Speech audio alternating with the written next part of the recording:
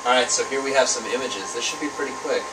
These are both from Ford's Theater. You can go there in D.C. today. They keep a museum dedicated to that assassination that happened there. So they have the chair Lincoln was sitting in. As you can see, he didn't have your standard theater chair. He had a rocking chair to sit up there and watch the plays from.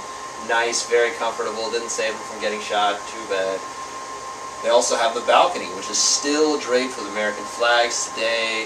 They don't sit people up there. It's just sort of closed off and held there for people to see, right next to the stage. And so they also found Booth's gun. And this is also in the Ford's Theater Museum, like it says, and it has a quote from the guy who found it. It said, "I dropped my night key in pulling out my knife. I hurried back to the theater, and when I went into the box and was searching around for it on the floor, I knocked my foot against the pistol. And stooping down, I picked it up. I held it up and cried out, 'I found the pistol!'" He found the murder weapon that assassinated a president. So look at this thing. This is a one-shot. We call it a Derringer. It fires a single bullet, and it's a big bullet. You can tell. Just look at the size of the trigger, size of the hammer, the size of the barrel. It only fires one shot, but it's a powerful shot. So the funeral casket from D.C. to Illinois, they lay him in state in the Capitol. The country is so mournful that the line to see his body, you know what laying in state is? That's when they put someone's body out for people to come and pay their respects and see it. They did that for Rosa Parks when she died, for Coretta Scott King when she died. And everyone was coming out. Well, Lincoln's no different. For Lincoln, that line is a mile long and 7 people wide. So 7 people shoulder to shoulder for a mile trying to get in there to see his body and pay their last respects. People are coming in train cars, sleeping on the floors of hotels, and when all that space ran out, they sleep on the Capitol lawn on crude blankets just to have a chance to be at his funeral, because they respected the man so much. For what it's worth, Booth's assassination, not well liked in the South either. A lot of Southerners were against it. Some of them were for it, some of them thought he was a hero. Jefferson Davis, president of the Confederacy, he hated it, he decried it. Robert E. Lee said it was a bad act. Johnston, who was the last Confederate general to surrender actually, called it a deplorable act against the age. So a lot of the Confederates don't like it because, for one thing, Lincoln was promising reconciliation. He was promising that the war was over now, they'd bring things back together, and he was not going to be terribly harsh.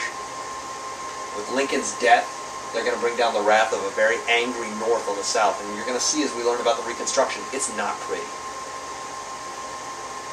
So this slide is showing us his funeral procession. They're going to march out of D.C. on this funeral casket, taking them all the way, taking his body home to Illinois to be buried. This is a picture of what his funeral casket looked like. Remember, they don't have hearse cars back then. Hearse? I don't even know how you say that. Hearse. They don't have a hearse to bear his body in. That doesn't exist yet. So they had funeral carriages, and that's what these tend to look like. They'd be these very big, fancy carriages, all trimmed in black, so the black and white is not too far off in this, because really that's the colors usually they would have. Might have been trimmed in some gold to say that he was a very important person. And these huge black feathers tell you that's a funeral carriage. And that is going to go all the way from Washington to Illinois. They might have a train somewhere in the middle, I guess. So this is a picture of the Peterson house. Peterson is the person who owned the house. It would not be famous except this is where Lincoln was taken after he was shot. He doesn't die right away. Remember that painting? He's holding his eye. He pretty much immediately, he just goes like that and then passes out. And he's unconscious, but he's not dead.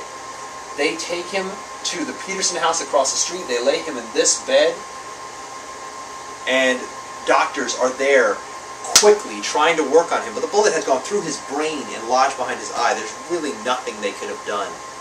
I mean, even today, that would be considered a medical miracle if they could have saved his life at all. Mary Todd Lincoln is there. She's going crazy. She has seriously lost it. I mean, she's already lost 2 children. She lost 2 children to disease. And her eldest son is there. He is very concerned about his father and keeping watch on her mother.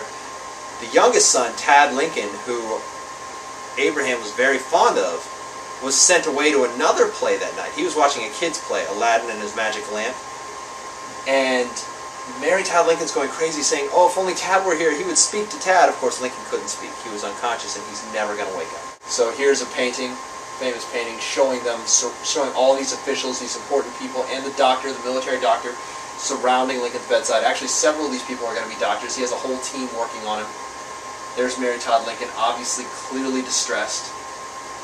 One of these gentlemen is going to be Robert Lincoln, his eldest son. Trying to decide, I think that might be either this man here, not that one, that's probably one of the other doctors. It's probably this guy here. Watching over him, and this is obviously one of the military doctor that's working on him. You can tell he's got the ranking thing on his shoulder, but it's no good. Lincoln will never wake up again. That's the end of President number 16. His Vice President, Andrew Johnson, is going to take his place. It's going to be a very hectic time. You're going to learn the Reconstruction.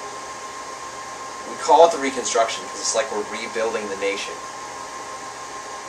But there's a lot of work that goes into rebuilding a nation, and a lot of the stuff that happens in the Reconstruction isn't very rebuilding. It's more punish the Southie.